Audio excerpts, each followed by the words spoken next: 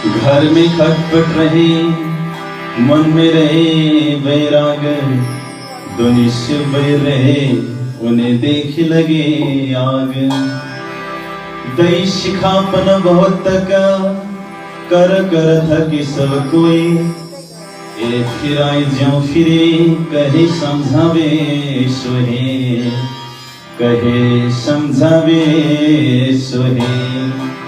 श्री देवचंद्र जी के मन में जाऊं कहूँ विदेश, तहाँ जाए के खोज करूं, कोई मोहे दे उपदेश, कोई मोहे दे उपदेश।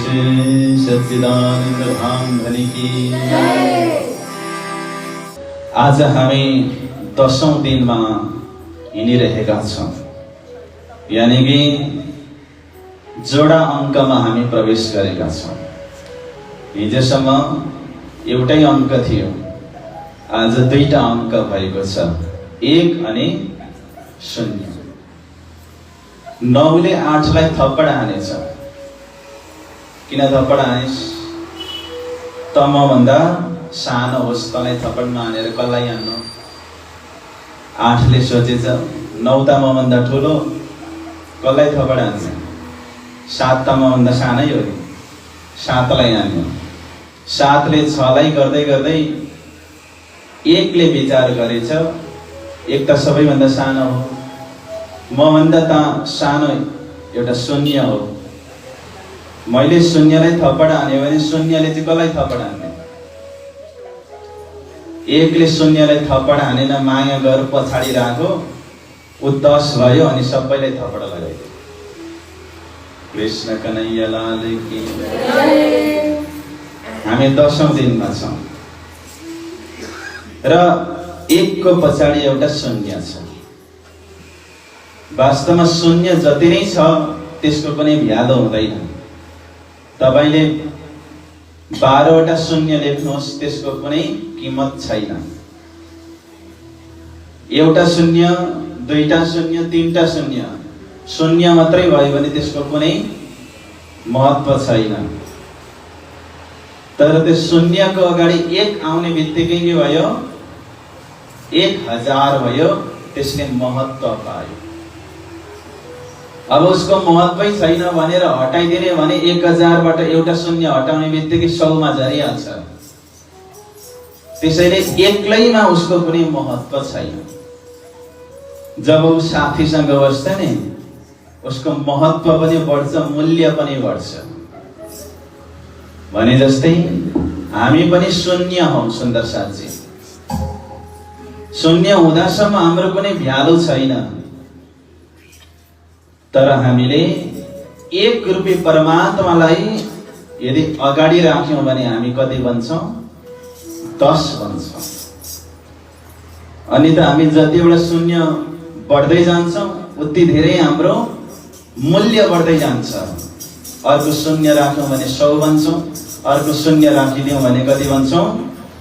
1000 बन्छौं। अब 1000 मा एउटा 0 भनेको शरीर, अर्को 0 भनेको संसार, अर्को 0 भनेको व्यवहार, 3टा 0। तर केवल शरीर, संसार र व्यवहारमा मात्रै हामी बस्यौं भने हाम्रो कुनै कीमत हुँदैन, किनकि 3वटा 0 मात्रै छ भने त्यसको भ्यालु 0 नै हुन्छ। तर शरीर, संसार र व्यवहारको बीचमा पनि अगाडि एक रूपी परमात्माले राखिदियौं भने हामी पनि 1000 को नोट बन्दछौं। त्यसैले जीवनमा परमात्मालाई अगाडि सार्नु पर्छ। हाम्रो बेकार जाँदैन मेहनत, हाम्रो कीमत अनि हाम्रो शोभा र मूल्य पनि बढेर जान्छ। आज हाम्रो मूल्य बढ्ने दिन हो, किनकि आज हामी कति दिनमा छौं? 10औं दिनमा। वेदक प्रसंगमा हेर्नुहोस्, देवचन्द्रजी महाराजलाई 3 वटा प्रश्न आएको छ। कति वर्षको उमेरमा? 11 वर्षको उमेरमा। त्यो 3 वटा प्रश्न के हो? मैं कौन? कहाँ थे आया? कहाँ मेरो भरतार? म को हुँ? म कहाँबाट आएँ अनि मेरो भरतार कहाँ हुनुहुन्छ, को हुनुहुन्छ? यो आत्मा सम्बन्धी जिज्ञासा हो। त्यसैले जवाफ त धेरैले दिए, तर घेरेको जवाफ देवचन्द्रजी महाराजलाई चित्त बुझेन। त्यसैले उहाँ भड्किरहनु भयो, खोज गरिरहनु भयो। एउटालाई छोडेर अर्कोलाई पक्रिन हुन्छ, किनकि आफ्नो आत्मा कल्याणको लागि कसैलाई छोड्नु र कसैलाई पक्रिनु स्वाभाविक प्रक्रियामा जान्छ। यस्तो अवस्था थियो। कसैलाई सोधौँ न भन्दा मारवाडको त्यो उमरकोट भन्ने ठाउँमा साधु सन्त हत्तपत्त जाँदैन थियो, किनकि पानीको कमी थियो। पानी बिना साधुहरू खुस हुँदैनन्। त्यसैले एक दिन पिताजीले उहाँलाई कच्छ लिएर जानुभयो। मधुमेह राज व्यापारी हुनुहुन्थ्यो, त्यस क्षेत्रको सबैभन्दा ठुलो व्यापारी। देवचन्द्रजी महाराजको उमेर 12-13 वर्षको थियो र त्यो समयमा बाल विवाहको प्रचलन पनि थियो। छिटै जोडी बाँधिने। मधुमेहता र कुमारबाई पनि उमेरले माथि पुगिसक्नु भएको थियो। उहाँलाई पनि छिटै नाति नातिनीको मुख हेर्नु थियो। पिताजीले सोच्नुभयो मैले साथैमा लिएर गएँ भने उसले व्यापार पनि सिक्छ, साहुहरू पनि चिन्छ, अनि कुनै स्त्रीलाई मन पराउँछ अनि उसँग विवाह गर्दिनु। कृष्ण कन्हैया लाल की यो उद्देश्यले साथैमा लिएर जानुभयो। कच्छ जानुभयो। तर कच्छमा देख्नुभयो अनेक मन्दिरहरू छन्, मठहरू छन्, देवालयहरू छन्। कतै पुराण वाचन भइरहेको छ, कतै वेदको मन्त्र उच्चारण भइरहेको छ, कतै ध्यानमा ओमकारको ध्वनि उच्चारण गर्दै ध्यानीहरू बसिरहनु भएको छ। अनेक प्रकारका भेषधारीहरूले अनेक प्रकारले त्यहाँ साधना गरिरहनु भएको उहाँले देख्नुभयो। ओहो, म त यो ठाउँमा चाहिँ जन्मेको हुनुपर्ने, म कति सोधेर आफ्नो जिज्ञासालाई शान्त गर्थेँ होला। तर अफसोस मेरो गाउँमा त यस्ता महाज्ञानीहरू हुनुहुँदैन। उहाँले मनमा नै निश्चय गरिसक्नु भयो अब म यतै बस्छु, म घर फर्केर जान्न। किनकि घर फर्केर जाने बित्तिकै त कसरी व्यापार गर्ने खाता किताब पक्राइदिइहाल्नुहुन्छ। किनकि गृहस्थपट्टि ढल्काउने त सबैले गर्छन् नि। त आम सुन्दर साथको, आम भक्तको, आम मानिसको चाहना के हुन्छ भने आफ्नो छोरा अथवा छोरीले धेरै पढुन्, राम्रो जागिर खाउन्, अनि राम्रो जीवन साथीलाई पाउन्, बालबच्चा पनि होस्, उनीहरू पनि सुखी हुनुन्। आमको चाहना यही नै हुन्छ। साधु सन्त सबैलाई मन पर्छ, सबैले सम्मान पनि गर्छन्, आशीर्वाद पनि चाहिन्छ सबैलाई। तर यो चाहँदैनन् कि आफ्नो छोराछोरी साधु सन्त हुन्। छिमेकीको छोराछोरी साधु सन्त भए ओहो प्रशंसा, आफ्नो छोराछोरी साधु सन्त भए उसले चाहिँ काम काटेन। कृष्ण कन्हैया लालको यो खालको मानसिकता छ। थाहा छ त्यो देवचन्द्रजी महाराजलाई। तर कच्छमा बडा सुकुन उहाँको हृदयले महसुस गर्यो। किनकि हामी पनि कुनै पारायणमा जाउँ, कुनै कथामा जाउँ, परमात्माका लीला कथाहरू सुन्दाखेरि कति आनन्द हुन्छ। तर ध्यान दिएर सुन्दा मात्रै, एक मन सुनिदिएर सुन्यो भने मात्रै हुन्छ नि। कति अरे एक मन सुन, एक मन सुन कसरी दिने महाराज? तोलाकै 1 लाख पुगिसक्यो। एक मन भनेको 40 किलो। तर एक मन भनेको एउटा मन दिएर सुन्नुलाई एक मन सुन भनिन्छ। बडा आनन्द आउँछ। र त्यो मन्त्रहरुमा त्यस्तो शक्ति हुन्छ कि सुन्ने बित्तिकै आनन्द आउन थालिहाल्छ। किनकि यो परमात्मा स्वयंले बोल्नु भएका शब्दहरू बडा दिव्य, यो सिद्ध वाक्यहरू हुन्। वक्ता भले जोसुकै होस् तर बोल्ने मन्त्र त एउटै हो नि त, प्राणनाथ प्यारे की। त्यसैले बडा आनन्द आयो, तर के गर्नु, घर फर्किनु पर्ने बाध्यता। पिताजी सँगसँगै वहाँ पनि घर फर्किनु पर्ने भयो। श्री देवचन्द्र जी के मन में जाऊं कहूं विदेश, तहाँ जाए के खोज करूं कोई मोहे दे उपदेश। देवचन्द्र जी महाराजलाई उमरकोट फर्केपछि कक्षको यादले धेरै सताइरहेको छ। शरीर पिताजीको साथमा घर आइपुग्यो तर मन आइपुगेको छैन सुन्दर साथी। त्यसैले कतै विदेश जाउँ, त्यहाँ गएर खोज गरौँ, त्योसँग सम्बन्धित विषयमा चाहिँ कसैले मलाई उपदेश दियोस्। तर अपेक्षा त्यो छ परमात्माको खोजी सम्बन्धीको उपदेश पाऊँ, तर उपदेश मिल्छ यथार्थमा कस्तो, छोरा उमेर ढल्किँदैछ, अब के गर्नुपर्छ, अब पिताजीलाई काममा सघाउनु पर्छ, म पनि बुढो भएँ, यो व्यापार तिमीले चलाउनु पर्छ। र सम्झाउनको लागि सानीमा ठुली आमा मामापट्टिका आए, सबैले कोसिस गरे, एक फिराए ज्यौ तिरे, उनीहरू फर्काउन कोसिस गरिरहेका छन्। जे भन्दाखेरि प्रवृत्ति मार्गपट्टि ढल्किन्छ, त्यो कोसिसमा उनीहरूले कमी राखेनन्। तर अटल दृढ विश्वास भए पछाडि सबैको कुरा शून्य हो, निर्णय आफूले गर्ने हो। तृतीय अंश आत्मनिश्चय। पूछ त फेरि सब ठोरो, कोही मुझे बतावे राह, तहाँ जाए की खोज करूं कोही मोहे दे उपदेश। यो प्रकारको भइरहेको थियो। क्रम बित्दै बित्दै गयो। देवचन्द्रजी महाराजको उमेर 17 वर्षको भयो। कति वर्ष? 70। तर परमात्माले केही न केही उपाय राखिदिएको हुनुहुन्छ। अब उहाँको मनमा के छ भन्दाखेरि घरबाट भाग्ने, सहमतिमा जानलाई त दिनु पनि पर्यो। घरबाट म भाग्छु, विदेश जान्छु, यो ठहर गरेर बस्नु भएको छ। तर मरुभूमिलाई पार गरेर जानुपर्छ कच्छ, बाटो देखेको छैन, एक्लै जान सम्भव छैन, चोरको खतरा छ, दिउँसो जान गर्मीले सम्भव पनि छैन, त जाने चाहिँ कसरी, यो चिन्तनमा डुबिरहनु भएको थियो। या समय राजा उमरकोटका ताको बजिर जाए तहाँ।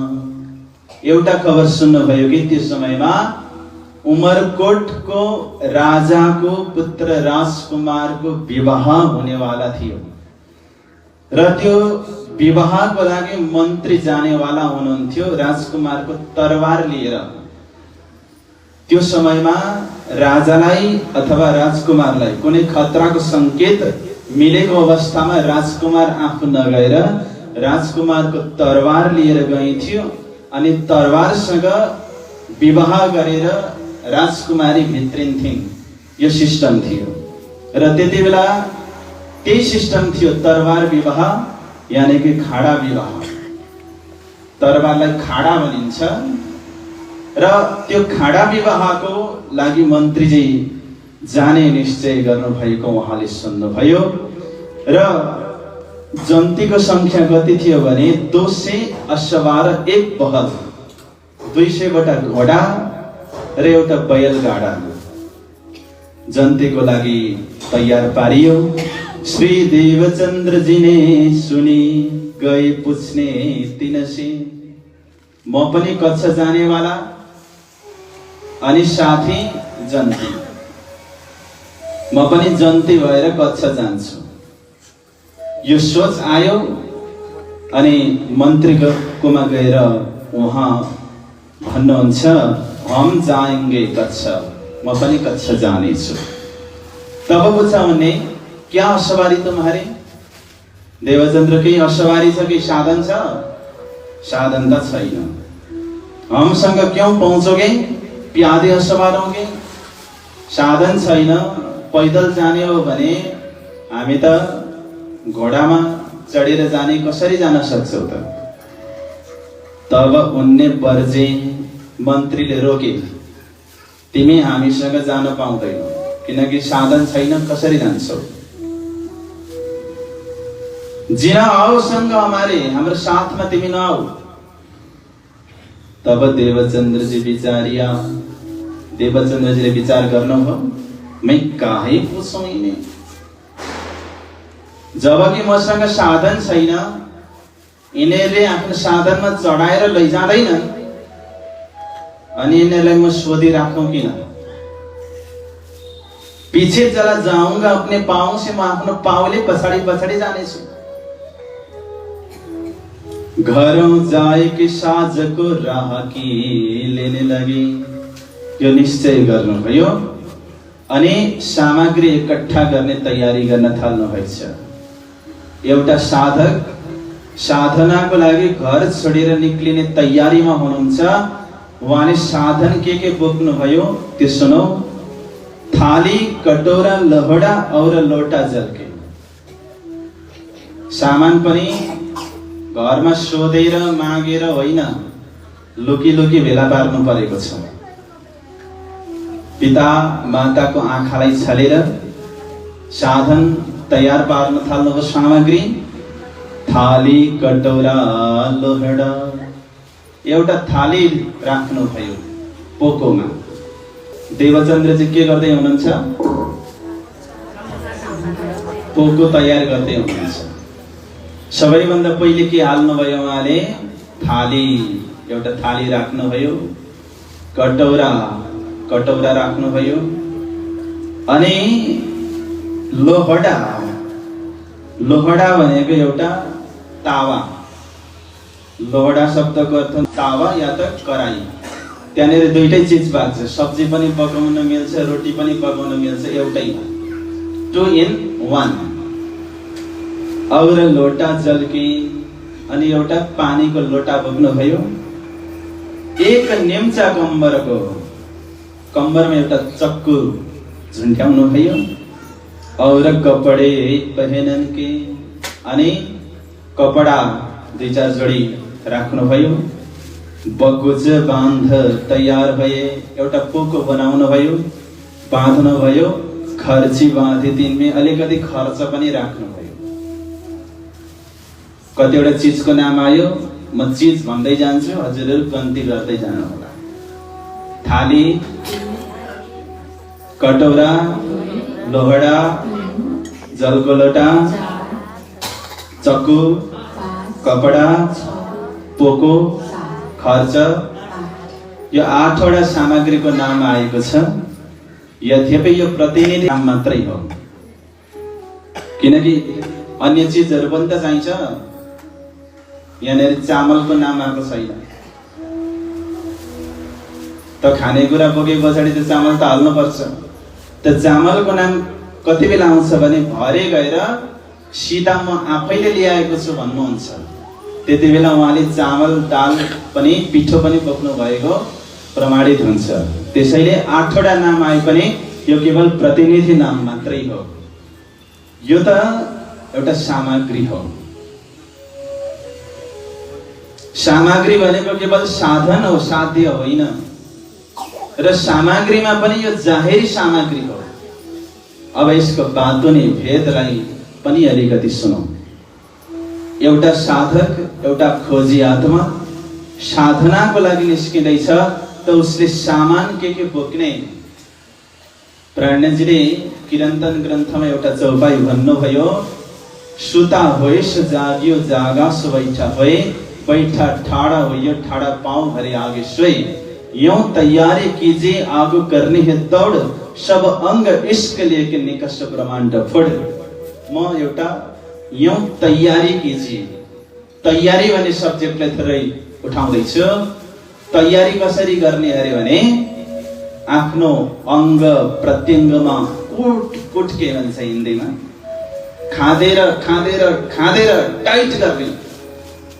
केले टाइट गर्ने अरे सब अङ्ग इष्क लिएकी प्रेमले गर्दाखेरि।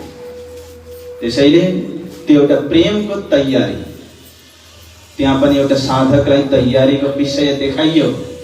यहाँ पनि देखाइँदैछ। सबैभन्दा पहिले थाली बोक्नु भयो। थाली भनेको पात्रताको प्रतीक हो।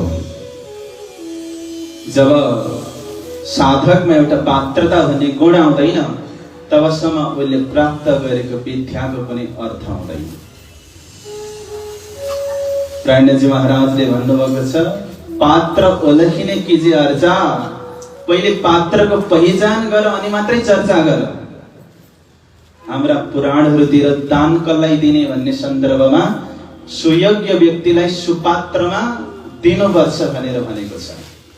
दातव्यमित यद्दानं दीयतेन उपकारिणे देशे काले च पात्रे च तद्दानं सात्विकं स्मृतं। सात्विक दान गर देश काल समय परिस्थिति अनुसार सुयोग्य व्यक्तिलाई र सुपात्रमा। यदि गलत पात्रमा तिमीले दान गर्यो भने त तिमी नर्क जान्छौ। लिनेवाला गाउँमा सुँगुर भएर हिँड्नु पर्छ। यहाँसम्म कडा शब्दले निर्देशन गरे। त्यसैले पात्रताको चर्चा जहाँ पनि छ। भस्मासुरलाई पनि वरदान त दिएको हो नि महादेवले। उल्टै महादेवलाई नै भस्म गर्छु भनेर आइलाग्यो। त्यस्तो पात्र भइदियो भने पात्र ओलखिने कीजे अर्चा। दान दया सेवा सर्व अंगे कीजिते सर्वे गोप। पुराना ग्रन्थमा भनियो, प्रकाश ग्रन्थमा पनि भनियो के केशरी दूध नारहेर जमात्र उत्तम कनक बिन पात्र।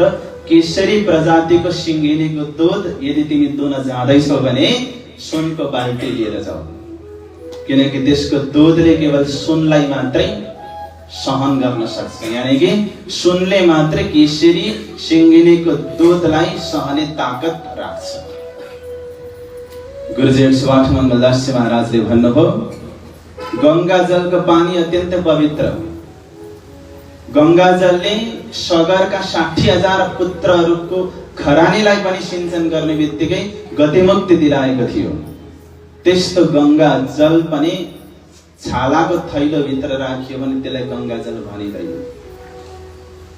त्यसैले पात्रको पहिले खोजी गर। प्राणजी महाराजले पात्रताको ठाउँ ठाउँमा जिकर गर्नु भएको छ। चुपके साहेब कीजे याद पनि भनिएको छ। जति गर्छ गोप्य गर। त्यसैले आफूलाई पात्रतामा उतार्न सक्नुपर्छ। धारो भन्दा माथि बाल्टी बस्यो भने बाल्टी भरिँदैन। धारो भन्दा तलै बस्नुपर्छ अनि मात्रै ऊ भरिन्छ। अनि भरिएर गयो भने भरिँदैन, खाली भएर जानुपर्छ। त्यसैले भरिएकोलाई हेर्ने होइन, सम्पन्नतालाई हेर्ने होइन, सम्भाव्यतालाई हेर्नुहोस्। तपाईँ सम्पन्नतातर्फ हेर्न जानुभयो भने भरिएको पानीको बोतल छान्नु होला, तर सम्भाव्यतातर्फ हेरेर खाली बोतललाई टिप्नु भयो भने त्यो खाली बोतलमा अमृत पनि भर्न सकिन्छ। थाली, कटौरा, कटौरा भनेको सानो बटुका, त्यो एउटा गरिबी हो, छोटापनको प्रतीक हो। हामी छोटो यानी कि सानो गरिब हुन सक्नुपर्छ। के को गरिब? घमण्डको गरिब, क्रोधको गरिब, रिसको गरिब, मत्सरको गरिब हुन सक्नु नै अन्य सात्विक गुणको धनी हुनु हो। श्रीमद् भगवत गीतामा 26 वटा दैवी सम्पत्ति गुणको चर्चा गर्नु भएको छ भगवानले। अभयम सत्य संशुद्धिर ज्ञान योग व्यवस्थिति दानम दमस्त यज्ञ स्वाध्यायस्तप आर्जवम आदि भनेर। तर छोटो बन्नुपर्छ, सानो बन्नुपर्छ भनेर डोरमेन्ट पनि हुने होइन। डोरमेन्ट हुन्छ नि, दैलो भन्दा बाहिरपट्टि खुट्टा पुस्ने, त्यहाँसम्म पनि नजाऊ। झुक्ता काम हुन्छ भने झुक, तर ढाड भाँचिने गरी कसैले तिमीलाई झुकाउन नसकोस्, त्यो स्वाभिमान पनि राख। कृष्ण कन्हैया की प्राणजीले भन्नुभयो, चौपाईमा पहन पाखर गज घण्ट बजाएछ। पैड सङ्कट सुई नाके समाए तिमी के गर हात्ती जस्तो भएर हिँड। हात्तीलाई पनि परवाह छैन नि। हात्तीलाई हिँडायो भने धान पाकेको छ भने सुँडले सोर्छ र खान्छ, अलिक परतिर केराको घरी देख्यो भने पनि तान्छ, अलिक परतिर बाटो हुन्छ, अलिक परतिर बाली नाली छ भने पनि त्यतै पस्छ, कुकुर भुक्दै गर्छ, घोडाहरू चम्किँदै गर्छन्, उसले आफ्नो चाल छोड्दैन। त्यसरी तिमी हिँड। हात्तीको जस्तो घन्टी बजाएर हिँड भन्नुको मतलब कसैको परवाह नगर। पाण्डेजीले पनि भन्नुभयो ना किसी की परवाह भनेर। तर हात्ती जस्तो अहंकारी भएर चाहिँ नहिँड।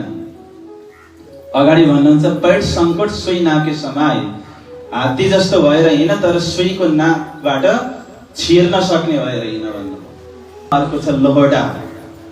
लोहडा भनेको सानो कराई, त्यसमा सब्जी पनि पाक्छ, जरुरत पर्यो भने रोटी पनि पाक्छ, दुईटै काम एउटैबाट हुन्छ भने जस्तै साधकलाई सैद्धान्तिक ज्ञान पनि हुनुपर्छ, व्यावहारिक ज्ञान पनि हुनुपर्छ।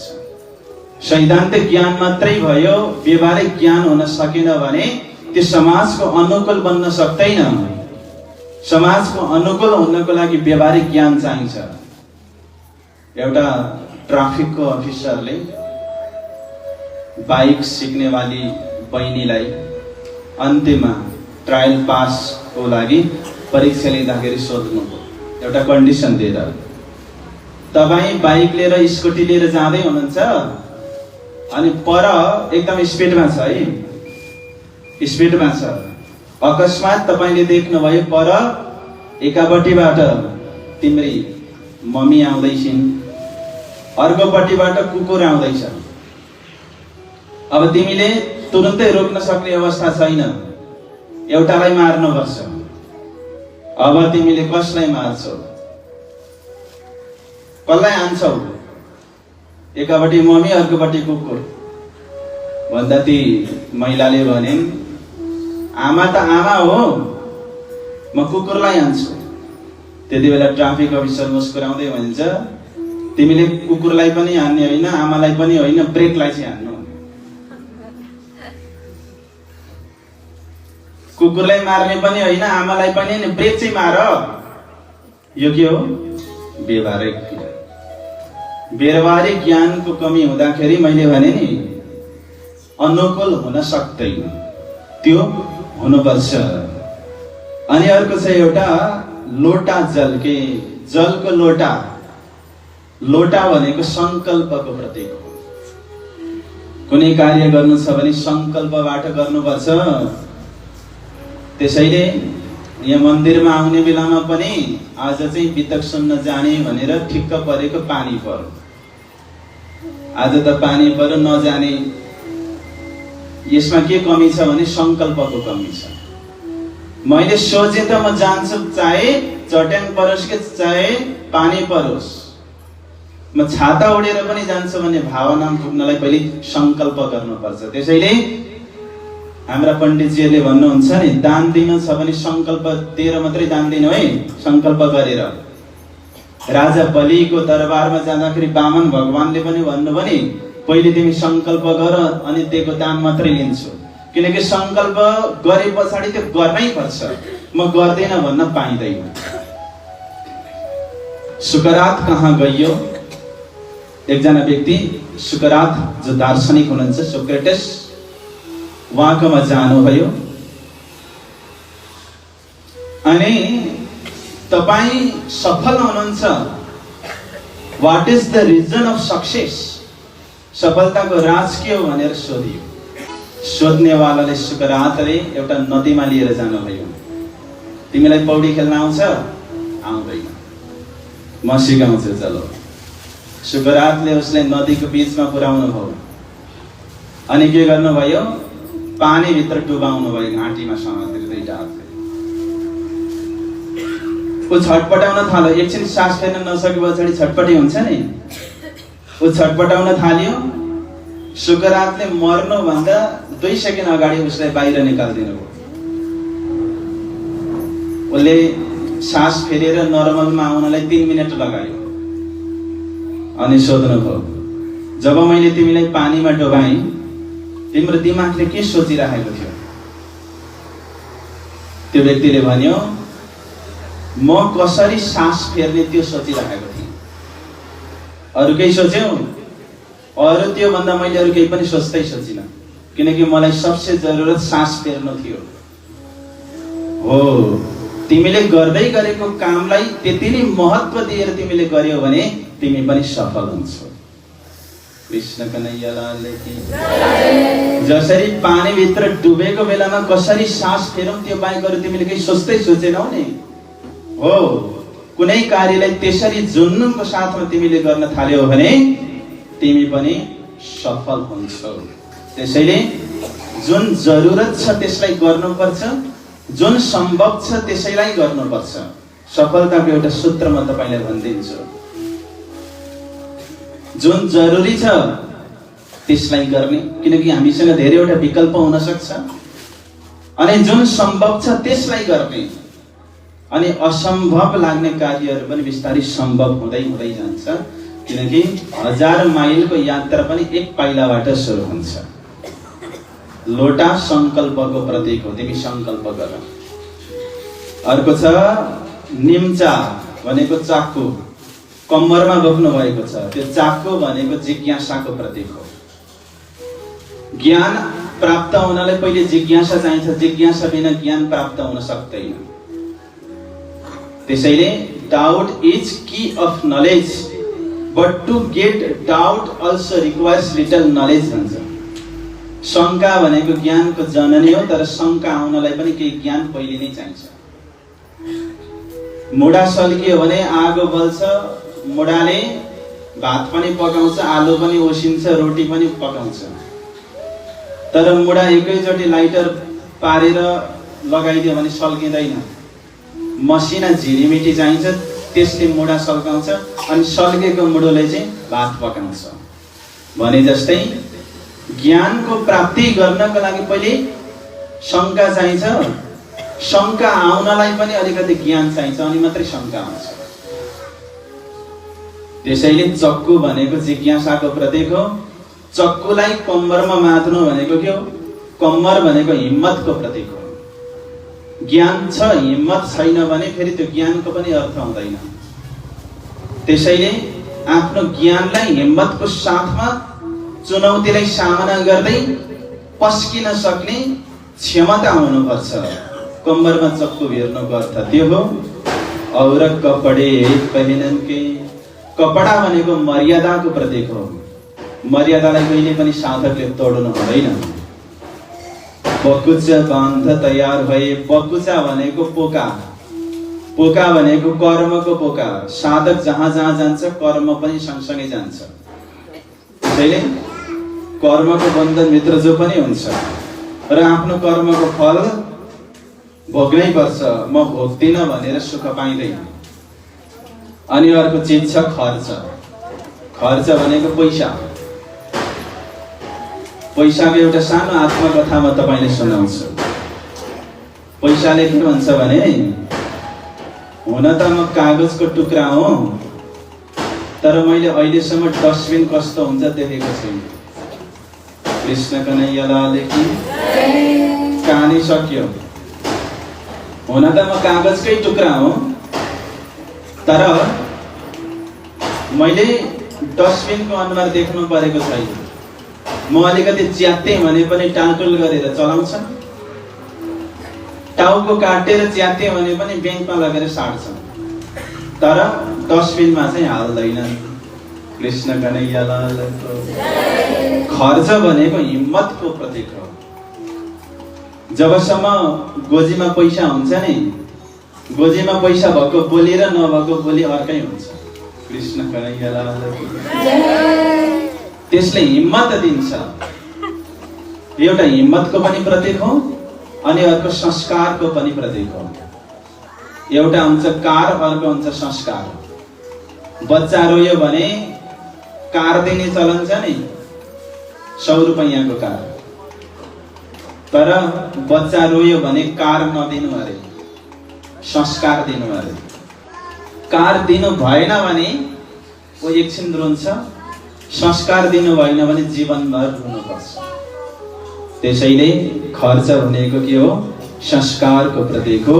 यी सामग्रीहरू तयार पारेर अब कति बेला भाग्ने भनेर तयारी गरेर सोचेर बसिरहनु भएको छ। ल म अब पढ्न जाने, खोजी गर्न जाने, पिताजी आशीर्वाद दिनुहोस्, माताजी आशीर्वाद दिनुभयो भन्दै गयो भने त च्याप्प समातेर टोरीले बाँधेर राख्नुहुन्छ। कसरी जाने? भागेर जानुपर्ने छ सही समय। अनि अलिअलि लक्षण देखेर यो कतै भाग्ने पो हो कि भनेर पुरा आँखाले निगरानी गरिरहेको छ। त्यस्तो अवस्था छ त्यहाँ। अब गर्मी भएकोले गर्दाखेरि दिउँसोको समयमा एकछिन आराम गर्ने सिस्टम थियो र गर्मी ठाउँमा दिउँसो प्रचण्ड गर्मी हुन्छ। दिउँसो मानिसहरू प्राय सुत्ने गरेका हुन्छन्। गर्मी ठाउँमा जहाँ प्रचण्ड गर्मी हुन्छ त्यहाँ ले प्रसाद पौड रहे सुते पिछला दिन रैया घडी 4।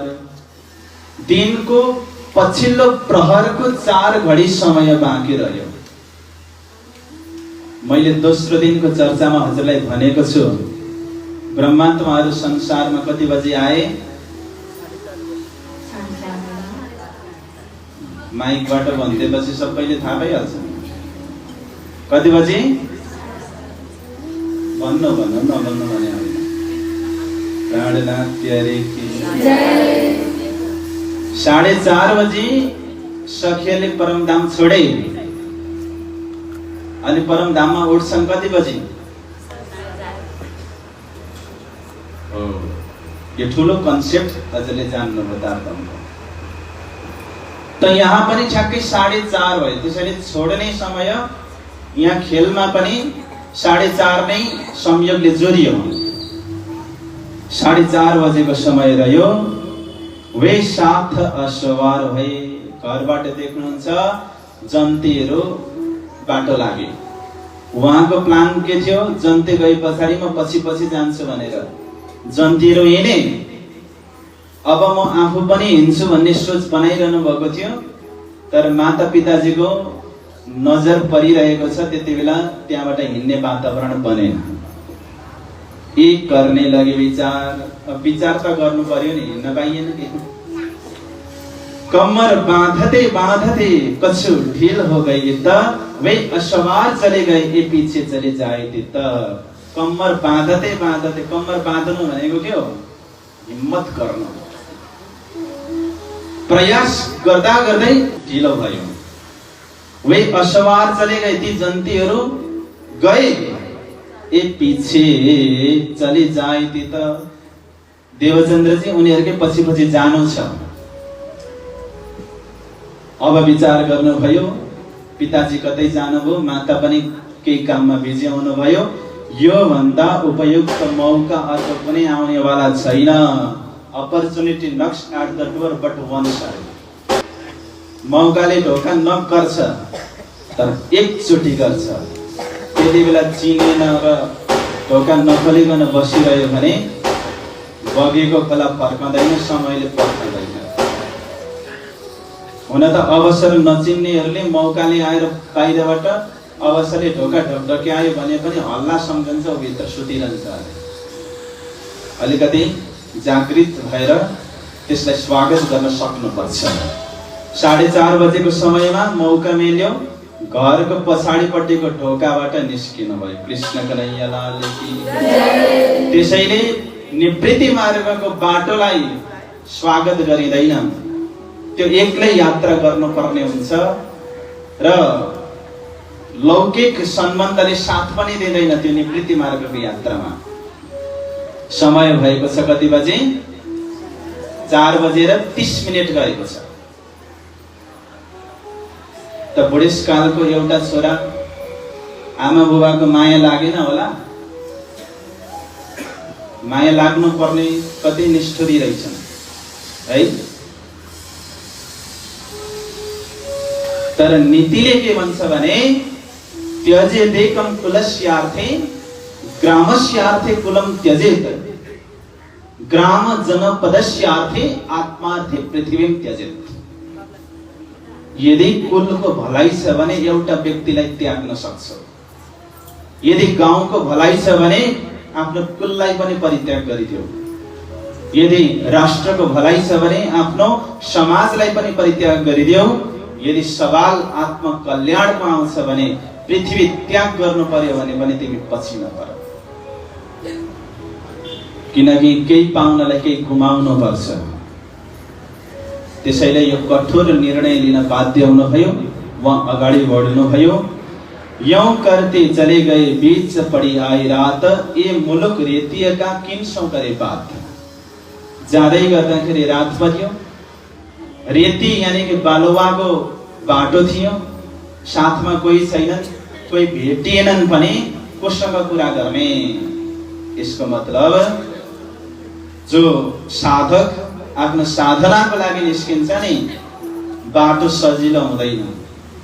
बालुवा भनेको एउटा निरस्ताको प्रतीक हो, त्यो सुक्खा हुन्छ। त्यस्तै साधकको बाटो पनि सुक्खा हुन्छ।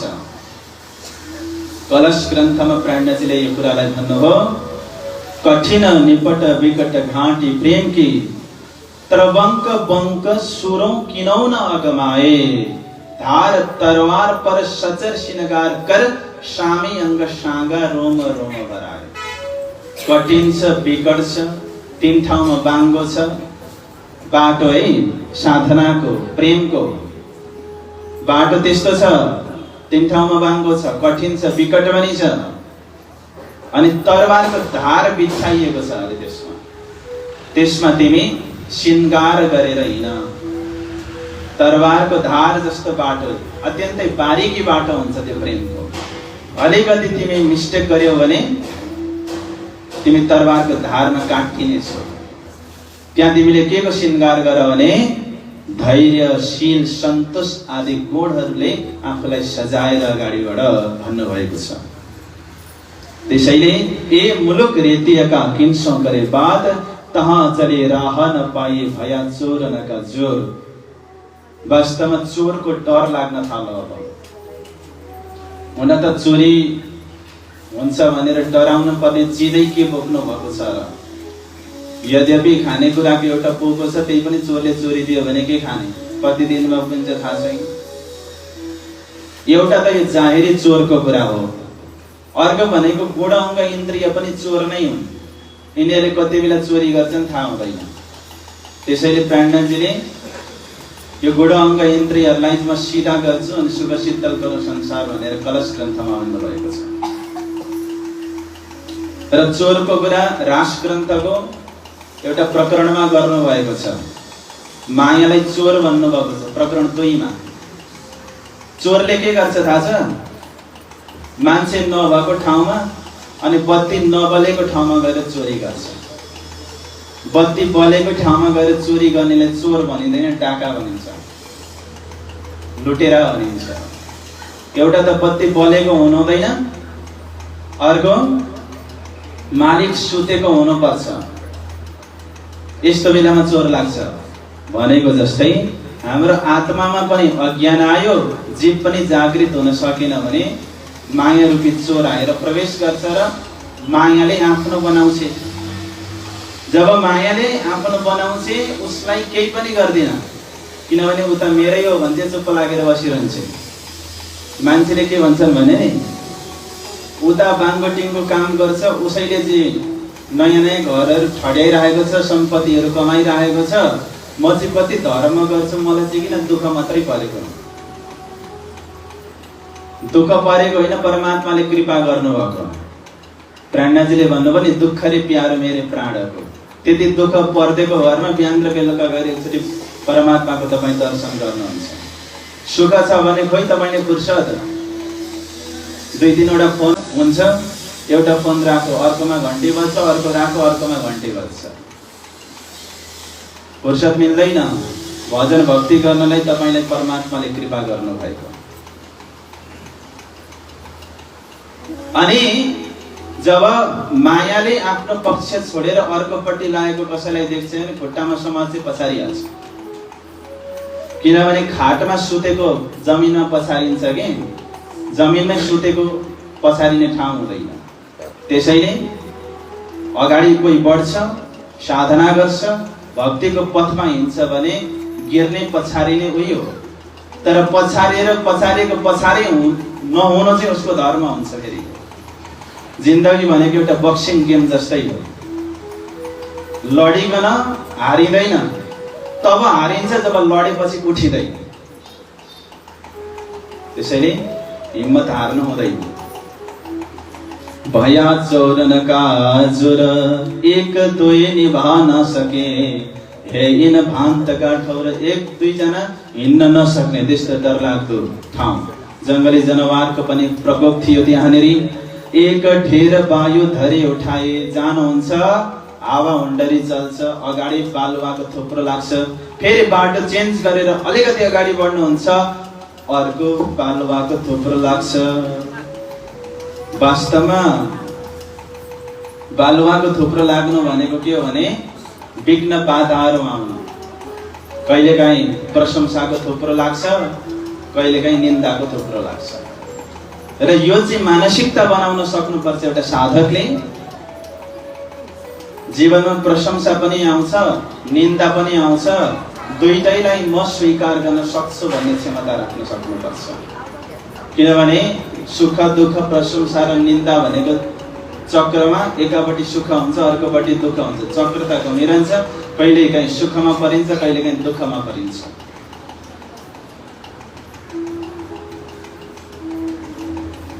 र साधनाको बाटो भनेको अप्ठ्यारो हुन्छ तर गन्तव्य उज्यालो हुन्छ। हेर्नुहोस्, पुराना कीर्तनमा भन्नुभएको छ, आ सुपन तण सौको बान्छे, ओल्या साक्षात दुःख कोही न जाने, सञ्जम पुरिने बाट छे बस्ती, ते माटी सौ कोही ताणे। अरे एउटा बाटो हुन्छ सञ्जम कोहीको, यानि कि प्रवृत्ति मार्गको, अर्को बाटो हुन्छ निवृत्ति मार्गको।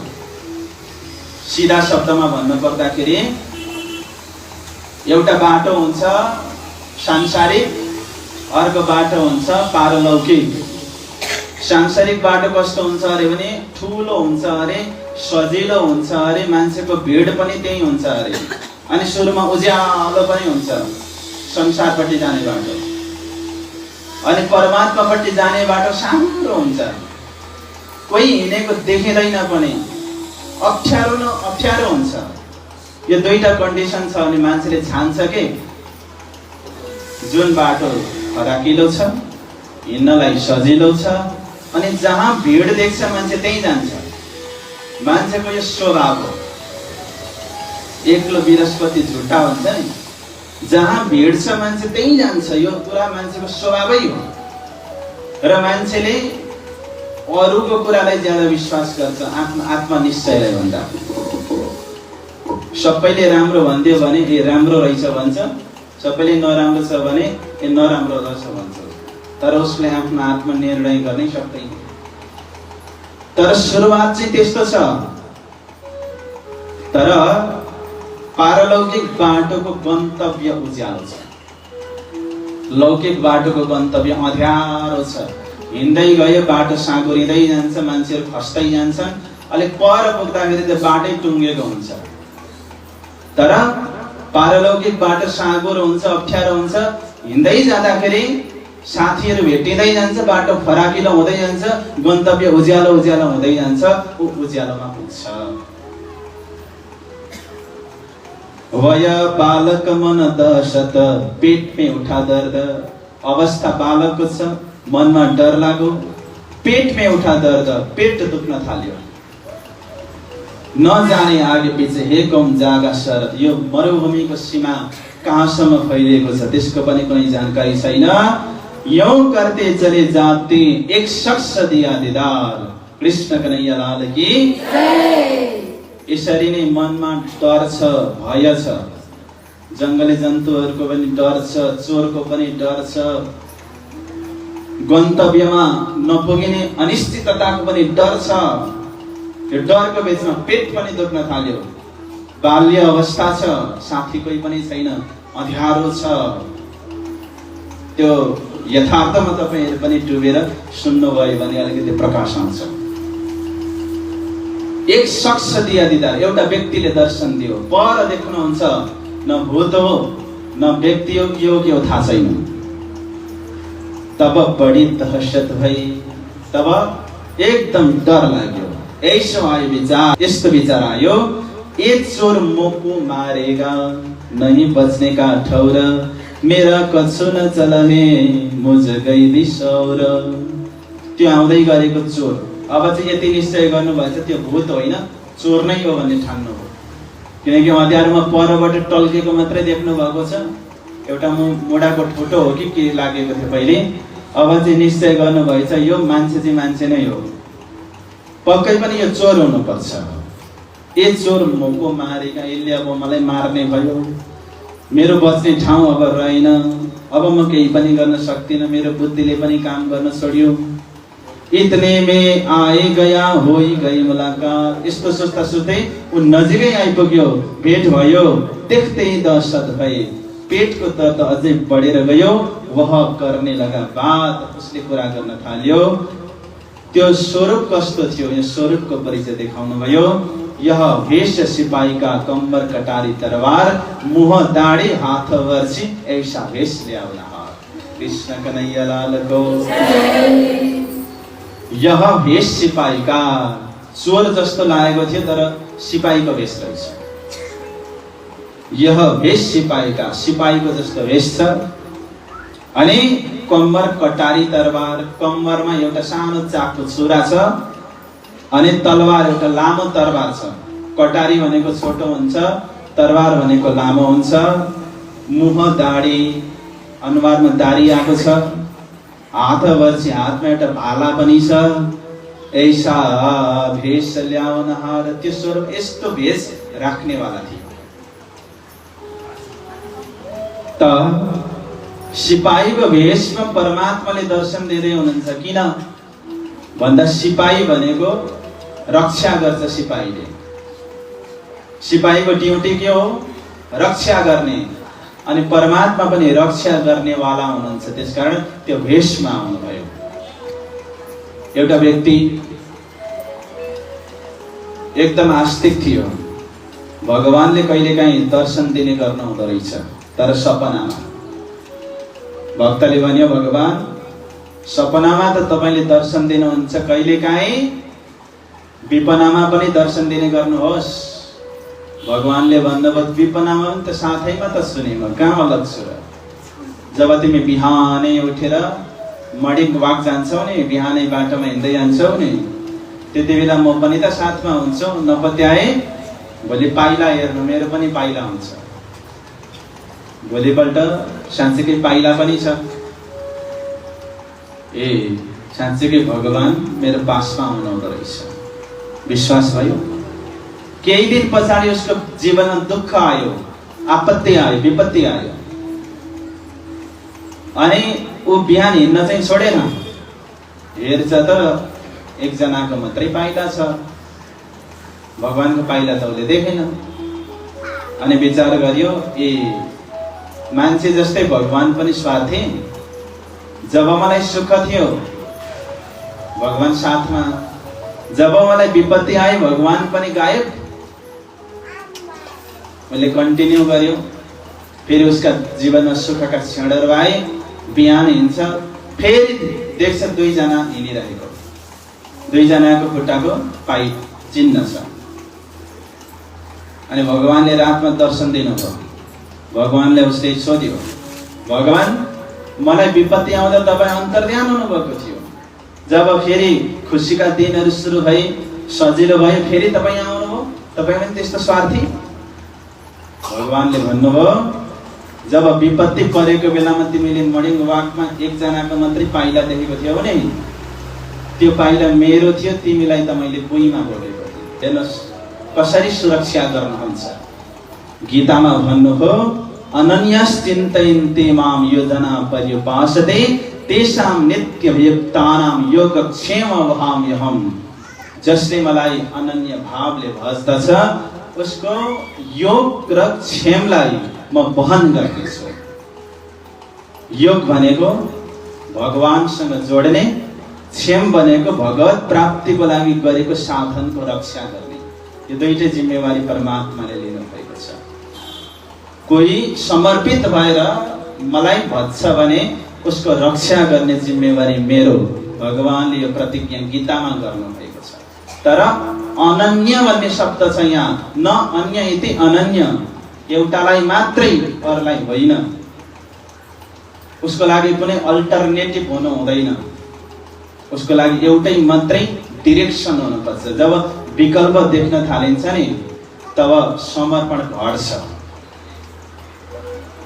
रामलाई मान्ने भने रामलाई मात्रै मान्ने, कृष्णलाई मान्ने भने कृष्णलाई मात्रै मान्ने, दुईटैलाई मान्ने हुँदाखेरि चाहिँ घट्यो नि त, किन दुईजना त बाँडियो। तीनजना भक्त रहेछ, एउटा राम मान्ने, अर्को कृष्ण मान्ने, अनि अर्को राम पनि मान्ने कृष्ण पनि मान्ने। अनि उनीहरू आफ्नो आफ्नो घमण्ड म ठुलो भन्ने, उनीहरूले एउटा शर्त राखेछन्, तीनैजना गएर पुलबाट हाम फालौँ अनि आफूले भज्ने भगवानको नाम लियौँ। अनि भगवानले आएर पक्रिनु भयो भने ठुलो, जसको भगवानले आएर पहिले पक्रिनुहुन्छ उही ठुलो, यो शर्त भयो। अनि राम मान्ने गयो, रामलाई अन्तर्मनदेखि उसले सम्झ्यो, राम भनेर पुलबाट हाम फालेको भगवान राम आएर पक्रिनु। कृष्णले मान्नेलाई कृष्ण भनेर उसले पुकार गर्यो, कृष्ण भनेर हाम फालेको कृष्ण आएर पक्रिनु भयो। अर्को चाहिँ एउटा राम मान्ने अनि कृष्ण मान्ने। सबैभन्दा पहिले उसले कृष्ण भन्ने पुलबाट हाम फालेर कृष्ण चाहिँ आउँदै हुनुहुन्थ्यो, कुदेर पक्रिनु पर्यो भने फेरि फ्याक्टै राम भनिहाल्यो। ए राम बोलायो, अब म जानु परेन भन्नुभयो, राम आउनुभयो, राम कुदेर आउँदै हुनुहुन्थ्यो, फेरि कृष्ण भनिहाल्यो। कृष्ण राम गर्दा गर्दै ऊ तल खस्छ, कसैले पनि पक्रेन। त्यसैले एकलाई गर्नुपर्छ, जसलाई गरे पनि, तर यस्तोलाई गरौँ, यस्तोलाई लक्ष्य राखौँ कि जसलाई प्राप्त गरे पछाडि अरू कसैले प्राप्त गर्नु नपरोस्। यस्तो धामलाई प्राप्त गरौँ, त्यो धामलाई प्राप्त गरे पछाडि फेरि जन्मिनु र मर्नु पर्ने प्रक्रियामा फेरि फर्केर आउनु नपरोस्। यस्तो तरिकाले लक्ष्यलाई प्राप्त गरेर मरौँ कि फेरि मर्नु पर्ने जरुरत नपरोस्। मर सब कोही जात है, चाहिए मोमिन मत फरक। मर्न त सबैले गरेका छन्, तर ब्रह्म सृष्टि भएर मर्नुको गौरव नै छुट्टै हुन्छ अरे। त भगवानले यो क्षणको रक्षा गर्नुहुन्छ अरे। आज सिपाहीको वेशमा आएर दर्शन दिनुभयो। त कस्तो छ अरे, कम्मरमा एउटा कटारी छ अनि लामो तरवार छ। कटारी भनेको अघि मैले जिज्ञासाको प्रतीक भनेको थिएँ, लामो तरवार भनेको उत्तर हो। भक्तसँग कटारी यानी कि चाकु रूपी जिज्ञासा छ भने भगवानसँग जवाफ रूपी लामो तरवार छ। यो एउटा निर्णय हो। मुह दाढी हात वर्षी ऐसा वेश ल्यावन हार। अब त्यस्तो स्वरूप आयो, थाहा छैन ऊ को हो। सिपाही त यसोसको सिपाही, तर देवचन्द्रजीले लागेको छ यो चोर नै हो भन्ने। मुख से आए वचन कहे, ऊ आयो अनि भन्न थाल्यो, छोडो कम्मर तरवार। ए देवचन्द्र, त्यो कम्मरको तरवार निकालेर देऊ भनेर माग्यो। मुह मुदा दशत से, डरले मुख बन्द भयो, चेहरा कालो भयो, कछु नआयो विचार, केही विचारै आएन। तुरंत तरवार छोड़ के दई हाथ में श्री राम। बोलो श्री प्राणनाथ प्यारे की। लालदास जी महाराजलाई थाहा छ त्यो स्वरूपको भनेर, त्यसकारण यहाँ श्रीराज भन्ने शब्द राख्नु भयो, परमात्मा भन्ने। तर देवचन्द्रजीलाई थाहा छैन। तुरन्तै तरवार निकालेर दिनुभयो। मर्दा ज्ञानै कर्ता, जो मर्दैछ उसले के चाहिँ गर्दैन। कया छोड तो गाँठडी, तरवार मागेर त्यो पोको पनि दे। ए बातें देखिन काज, यस्तो देखियो त्यो लीलामा। तब जाना मुझे मारेगा। अब चाहिँ निश्चय गर्नुभयो देवचन्द्र, पक्कै पनि मार्छ। मसँग एउटा चाकु थियो, त्यो पनि लगिदिइहाल्यो, पोको थियो त्यो पनि खोस्टिहाल्यो। अब मसँग गइमा पक्कै पनि यसले मार्छ। बिछाए पिछौडी सुबाए तब काफ्ने लगा मन। त्यति मात्रै भनेन, चाकु पनि मागो, पोको पनि खोस्यो अनि एउटा पछ्यौरी बिछायो अनि यहाँ सुत भन्छ। राति थाहा छैन 11 बजियो कि 12 बजियो, पुरा मरुभूमिको बीचमा, न यो भूत हो न यो चोर हो न को न डाकु हो, थाहा छैन। सामान सबै खोज्दै एउटा पछ्यौरी ओछ्यायो, यहाँ सुत भन्छ। बर्छी हात पकड्के सुत भने पछाडि भाला हातमा बोक्यो उसले। एक साथ थल परदै पाए, हातमा बोकेर एउटा उसको गोडाले देवचन्द्र चाहिँ एउटा जाङमा टेकिदियो। जाङ भनेको घोडादेखि माथिको भाग। हातमा बर्छी बोकी भाला बोक्यो, जमिनमा सुताको छ, घोडाभन्दा माथि जाङमा टेक्यो। बोझ दिया शरीरका, त्यहाँमाथि चढ्यो, शरीरको भार दियो, फेरि यौँ कर पुछिँदै अनि सोध्यो, दर्द भएको छ हल्का देवचन्द्र, अलिकति दुखेको ठिक भयो भनेर सोध्यो।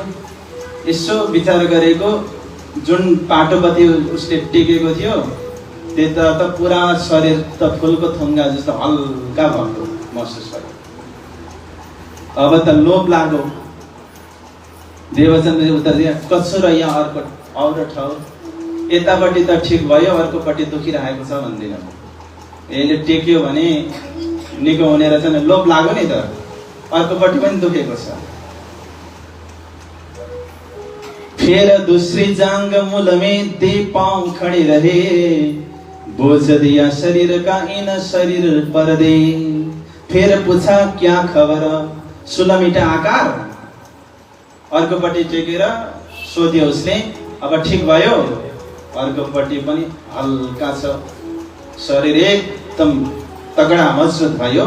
अनि देवचन्द्रजीले जवाफ दिनुभयो, म ठिक भएँ, मलाई अब कुनै पनि प्रकारको दर्द छैन। तब उठ ठाडे भई श्री देवचन्द्र चाहिँ ऐसा किया विचार, उठेर खडा भए पछाडि देवचन्द्रजी महाराजले यस्तो विचार गर्नुभयो कि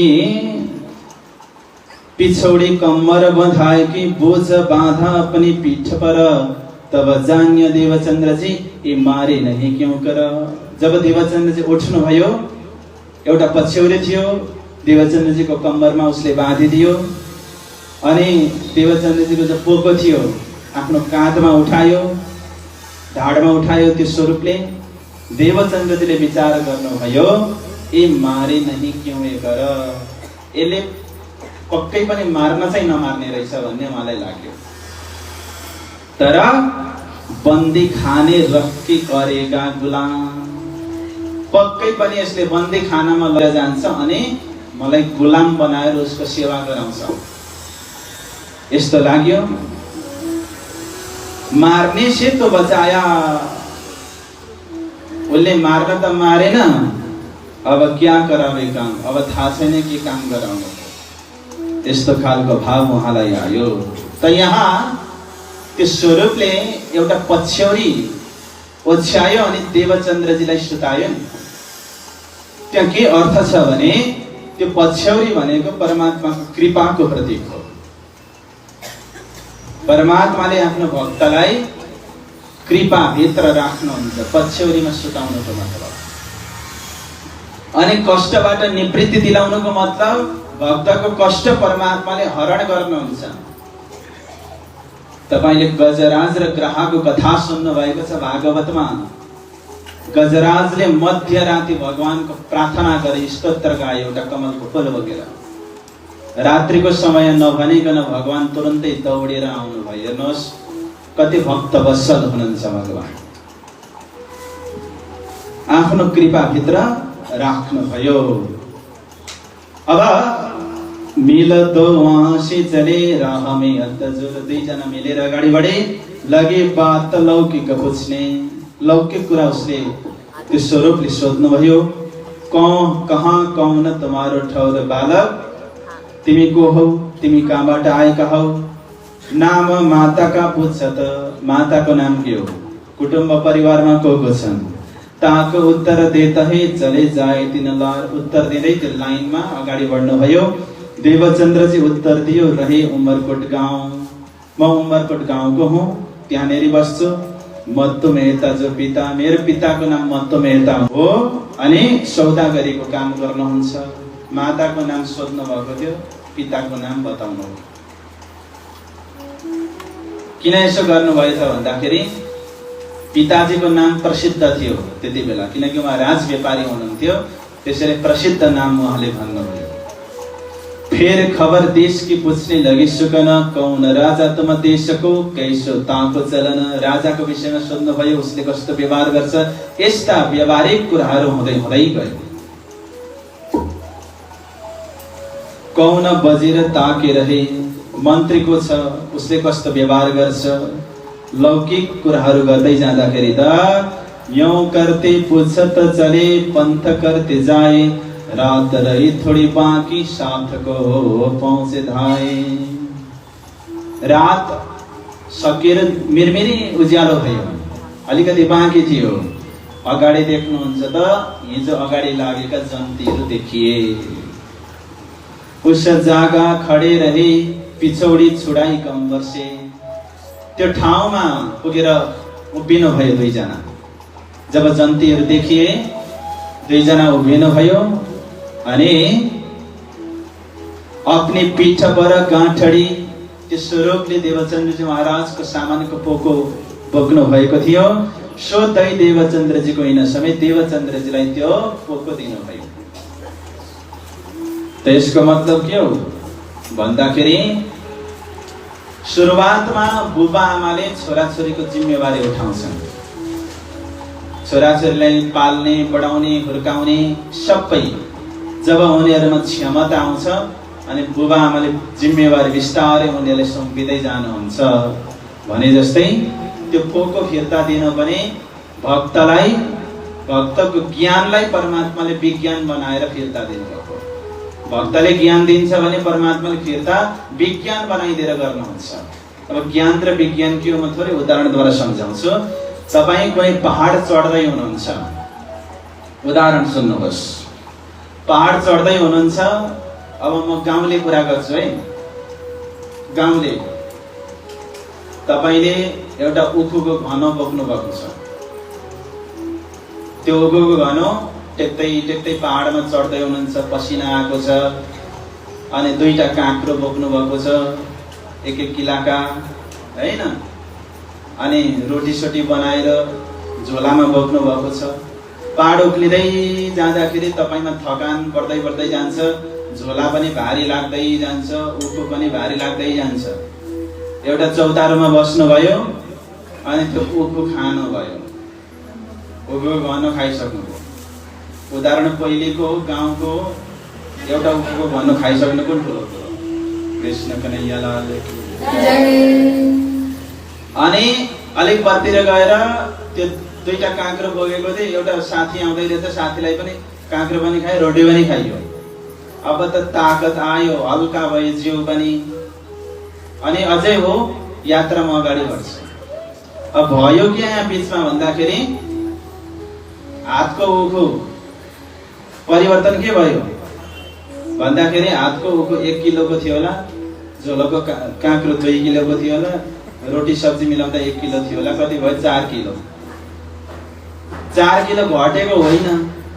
अब त्यही घट्यो भने उखुको त्यो थुक्दाखेरि अलिकति घट्यो होला, 1 पावा जति। अरू त घटेको होइन, सबै खाइन्छ, काँक्रो पनि, रोटी सब्जी सबै खाइन्छ। घटेको होइन नि, जतिको त्यति हो। फरक के हो भन्दाखेरि हातको उखु भुँडीभित्र आएको, झोलाको काँक्रो भुँडीभित्र आएको, झोलाको रोटी भुँडीभित्र आएको, फरक त्यति मात्रै परेको होइन। अघि चाहिँ गरौँ गयो, अहिले फेरि हल्का भयो त। अघि त्यही चिज हातमा आउँदा, झोलामा आउँदाखेरि गरौँ भएको, भुँडीभित्र पसेपछि हल्का भयो। यही हो ज्ञान विज्ञान हुनु भनेको। त ज्ञानलाई विज्ञान भनेको त्यो ज्ञानमा हुनु चाहिँ विज्ञान हो। यसलाई हकीकत र मार्फत भनेर व्याख्या गरिएको छ। पूर्ण पहिचानमा ज्ञान विज्ञान हुनु भनेको त्यो हो। त परमात्माले त्यो गर्दिनुहुन्छ। र देवचन्द्रजीलाई त्यो जिम्मेवारी दिनुभयो, यानी कि पोको फिर्ता दिनुभयो। दैत तलवार छोड्के, त्यो तरवार पनि देवचन्द्रजीको जुन दिनुभएको थियो त्यो फिर्ता दिनुभयो। अनि बिछ्यौरी कम्मरमा बाँधेको थियो त्यो पनि आफूले लिनुभयो। दैत तरवार छोड्के देख ये तेरो साथ, पीछे फेर के देख है मेरा किन्ने पक्रा था हात। तरवार दिएर पछाडि फर्केर भन्नुभयो, तरवार दिनुभयो, पोको पनि दिनुभयो, कम्मरको पछ्यौरी लिनुभयो। हेर त देवचन्द्रजी तिम्रा जन्तीहरू हुन् कि होइन पर? देवचन्द्रजीले उता फर्केर जन्तीहरू हेर्न थाल्नुभयो।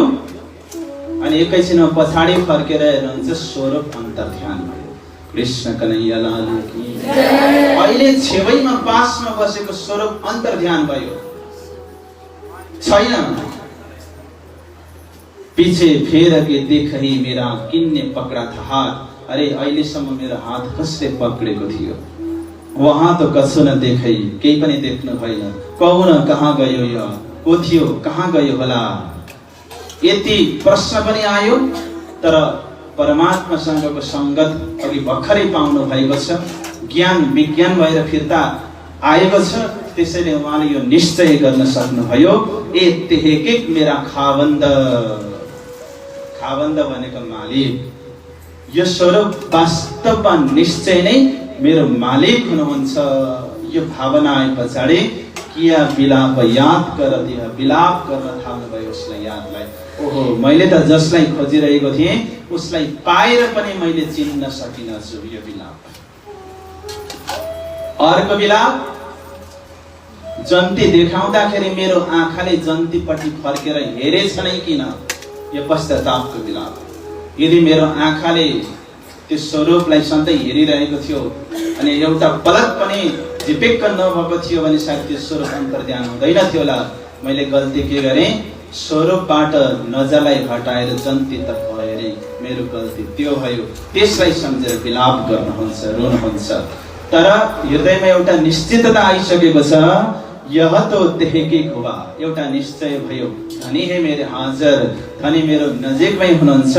भले अब कहाँ जाएंगे, अब कहाँ भागेर जानुहुन्छ, मै खोज ल्याउन, पर म जसरी पनि खोजेर भेट्टाएरै छोड्छु। तपाईलाई सूरदासजीको एउटा सानो प्रसङ्ग सुनाउँछु म। सूरदासजी कतै जाँदै हुनुहुन्थ्यो। सूरदासजी भनेको नेत्रहीन। जाँदै हुनुहुन्थ्यो, खाल्डोमा पर्नुभयो, फसाद पर्यो, आवाज लगाउनु भयो, कसैले सही गरेनन्। अन्ततः परमात्मालाई पुकार्नुभयो, कृष्णलाई। श्री कृष्णजी आउनुभयो, खाल्डोबाट निकाल्दिनु भयो, हातमा पक्रेर तान्नुभयो। जब सूरदासजी बाहिर आउनुभयो, श्री कृष्णजीले हात छोडेर अन्तर्ध्यान गरिदिनु भयो। त्यतिबेला सूरदासजीले एउटा पदको रचना गर्नुभयो। उहाँ भन्नुहुन्छ, हात छुड़ाए जात हो निर्बल जान के मोहे, हृदय से जब जाओ तब सबल जानूंगा तोहे। हात छुटाएर जान्नुहुन्छ, मलाई निर्बल भनेर होइन परमात्मा, एकचोटि मेरो हृदयबाट गएर देखाइदिनुहोस् अनि तपाईँ सबल हुनुहुँदो रहेछ भन्ने क्रम निश्चय गर्नेछु। तपाईँ मेरो हृदयबाट कसरी जान सक्नुहुन्छ? म जानै दिन्न। सेवा कंठमाला घालौं देह सनंधरी, पोपट करूं निलडे पांख, प्रेम तणा पांजरा माए घाली हुथाउँ साखने द्राख।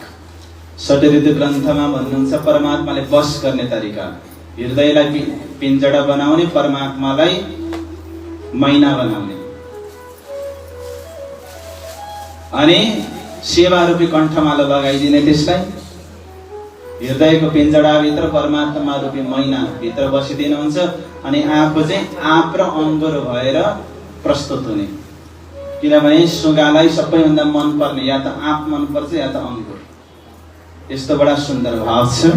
त हृदयमा के परिवर्तन आयो भने हिजोको दिनसम्म कि परमात्मा कता हुनुहुन्छ होला, तल हुनुहुन्छ कि माथि हुनुहुन्छ कि दायाँ हुनुहुन्छ कि बायाँ हुनुहुन्छ केही थाहा थिएन हिजोसम्म। तर आज आएर थाहा भयो कि परमात्मा न त दायाँ हुनुहुन्छ, न त बायाँ हुनुहुन्छ, न त तल हुनुहुन्छ, न त माथि हुनुहुन्छ, परमात्मा कहाँ हुनुहुन्छ? साथमा हुनुहुन्छ। प्राणनाथ केरे की किरन्तन ग्रन्थमा रे हो नाही भन्दै भन्दै जानुभयो। म कुनै आचारमा पनि छैन, दयामा पनि छैन, दानमा पनि छैन, कुनै आचरणमा पनि छैन, कुनै कर्ममा पनि छैन। कहाँ चाहिँ छु भन्दाखेरि टाढा छैन, जहाँ हो तहाँ नजिक, जहाँ छु नजिकमा छु भन्नुभएको छ।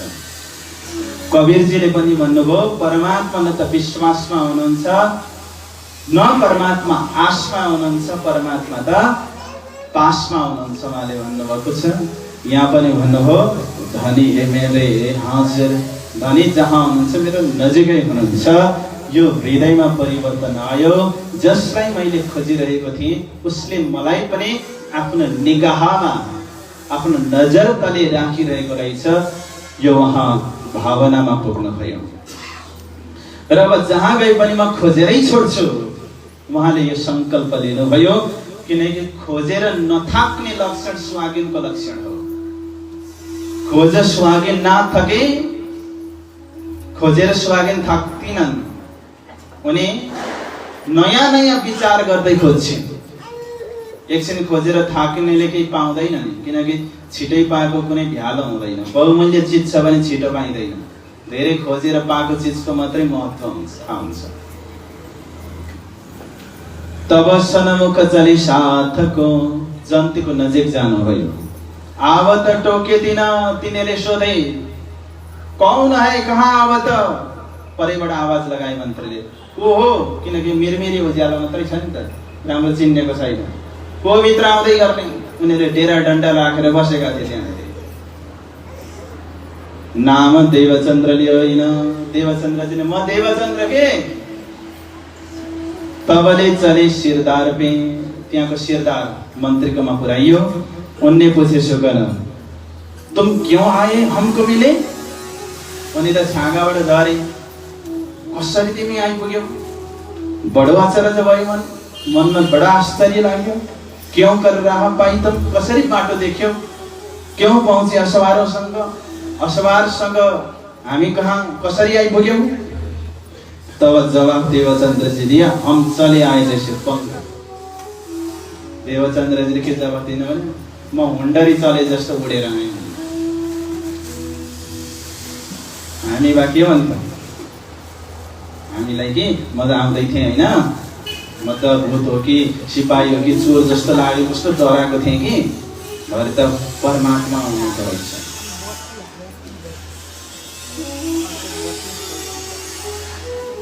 कृष्ण कन्हैया लाल की जय। सबैले भन्नुहुन्न, केही उदाहरण दिएको मैले। तर छुपके साहेब की जे याद, परमात्मालाई याद गर्दैछौ भने पनि लुकेर गर। दर्शन पाएको कुरा त तिमी भन्दै नभन। झुट बोल्नु भो, म हावा चले जस्तो तरिकाले आएँ भन्दैन। नपत्याउन भन्दाखेरि सामुन्नेमा आएको छ, पत्याए उनीहरूले। तुम्हारे पीछे चले आए, तपाईहरुको असवारको पछि आए, पछि लागेर कदममा कदम राखेर आए। म आफ्नै पाउले, आफ्नै घोडाले हिँडेर आए। सबौं बडा अचरज पाएके, सबै आश्चर्यचकित भए। कही खोलो कम्मर, सामन राख, अब हामीसँग बस्नुपर्छ। वे पुनः डेरा डन्डा पछाडि, उनीहरूले डेरा डन्डा राखेर बसेका रहेछन्। अनि रसोई तयार बनाएका रहेछन्। अब जन्तीले खाने, तीमाथि राजकुमारको जन्ती गएको कस्तो बनाएका थिए होला, खाऊ भन्न थाले। देवचन्द्रजीले मान्नु भएन, किनकि मैले साथमा लिएर आएको छु। मैले खानेकुरा, म तपाईहरुले दिएको खानेकुरा खादिन। म आफ्नै हातले बनाएर खान्छु, म स्वयं बनाउँछु। तर ती कायस्थ सिरदार दुखी माने कि हाम्रो भण्डारमा आएर पनि तपाई आफ्नो खानुहुन्छ, हामीलाई राम्रो लाग्दैन। हामी त एउटै जातिका हौं, एउटै जातिकोमा आइसके पछाडि छुट्टै आफ्नो खानो हामीलाई राम्रो लाग्दैन, हाम्रो खाइदिनु पर्छ अन्त देवचन्द्रले भन्नुभयो ठिक छ म खान्छु, तपाईहरुको सामान चाहिँ म चलाइदिन्छु, तर पकाउन बनाउन चाहिँ म आफै गर्छु भनेर कच्चा सामान लिनु भयो। चामल साग सब्जीहरू लिनु भयो, बनाउनु भयो, आफै पानी ल्याउनु भयो, भाँडोमा खरानी आफै लगाउनु भयो, दाउरा आफै सल्काउनु भयो। अहिलेको जस्तो राइस कुकर हो र, भाँडोमा खरानी लगाएर पकाउनु पर्छ, दाउरामा कति मिठो हुन्छ। सो पाक पक्क उतारी करसो परसिने के भाँति, त्यसलाई त्यो पकवान जो बनाउनु भएको थियो त्यसलाई उतार्नु भयो, पस्किनु भयो। हेर्नुहोस् है भोजन गर्ने तरिका। जिन दर्शन तय तिनको सौंपे भई इमी चित्त शान्ति। भोजन गर्ने बेलामा जब भोजन पस्किनु भयो, बेलुका जुन स्वरूपले दर्शन दिनुभएको थियो त्यो स्वरूपलाई याद गर्नुहुन्छ अनि उसलाई आफ्नो भोजन समर्पित गर्नुहुन्छ। कृष्ण कन्हैया लाल की। अब त्यो भोजन केवल भोजन रहेन, अब त्यो प्रसाद बन्यो। भोजन फ्याँक्नु हुँदैन भनेको कारणै त्यही हो। प्रसाद फ्याँक्नु हुन्छ? हुँदैन। भुइँमा झरेको छ भने पनि पगल पुगल पारेर खानुपर्छ है। डर देखाइदिनु भएको छ, कमिला हुनुपर्छ है, प्रसाद कमिलाले खायो भनेर। त्यो डर देखाएको मात्रै हो, कमिला हुनु चाहिँ पर्दैन। तर त्यो प्रसादको अपमान चाहिँ हुन्छ। त आफूले भोजन गर्नु अगाडि परमात्मालाई आफूले गर्ने भोजन अर्पण गरियो भने त्यो प्रसाद बन्छ, त्यसले कहिले असर पनि गर्दैन। किनकि भक्ति भोजनमा प्रवेश गर्ने बित्तिकै भोजन प्रसाद बन्छ। यो भक्तिको एउटा विशेषता हो। र परमात्मालाई तिनै भोग लगाऊ जो भोग लगाउन योग्य छ, अनि आफू तिनै परिकार खाऊ जो परमात्माले खान चाहनुहुन्छ र सक्नुहुन्छ। म लसुन प्याजको कुरा गर्दिन, म च्याउ र टमाटरको कुरा पनि गर्दिन, म मुसुरोको दालको पनि कुरा गर्दिन। जुन जुन भोग परमात्मालाई लगाउन सकिन्छ त्यो आफूले खाने हो। अब कुन कुन लगाउन सकिन्छ सकिँदैन त्यो विवेचन तपाईहरु आफै गर्नुहोस्। कृष्ण कन्हैया लाल की। जुन स्वरूपले दर्शन दिएको थियो त्यही स्वरूपलाई भोग लगाउनु भयो। वह भोग पाए प्रसाद ही तसो पियो पात्र ही धोए। हेर्नुहोस् है, जुन भोग लगाउनु भएको थियो त्यो पात्र धोएर पिउनु भयो। विधि अमित श्रम करी सीतको नहीं मिलियो यह निज सोए इमी पाए परम प्रसाद हितसो।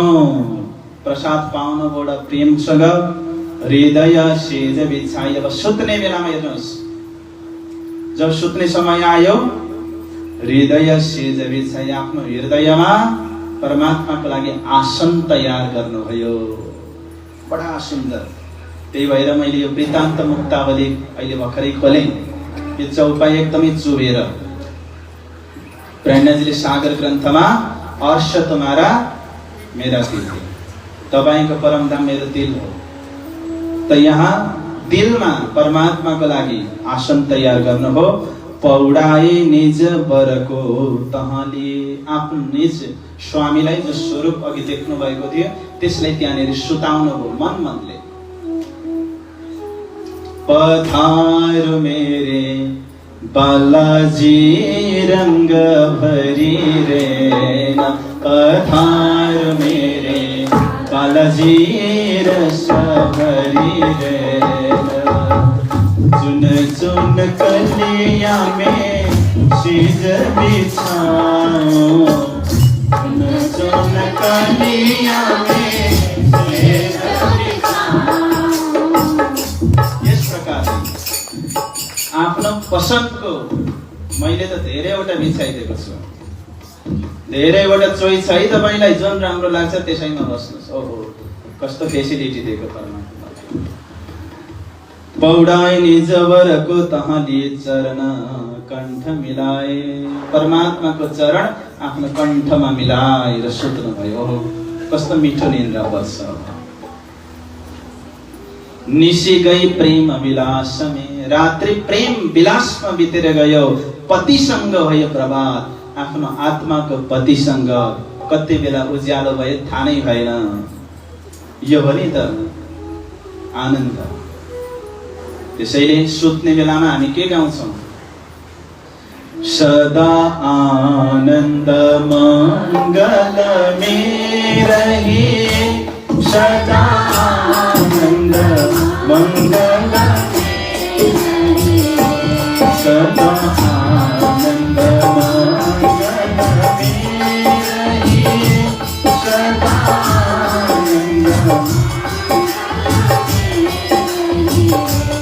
हे भान्ति दिन 2-3 में प्रभु कच्छ पहुँचे जाई। जब उठ्नु भयो उहाँहरू, उनीहरूले आफ्नो जन्तीको साथमा लिएर गए। कच्छ पुगे पछाडि जन्ती आफ्नो बाटो लागे। देवचन्द्रजी महाराज आफ्नो खोजको लागि प्रस्थान गर्नुहुन्छ। बोलो श्री कृष्ण कन्हैया लाल की।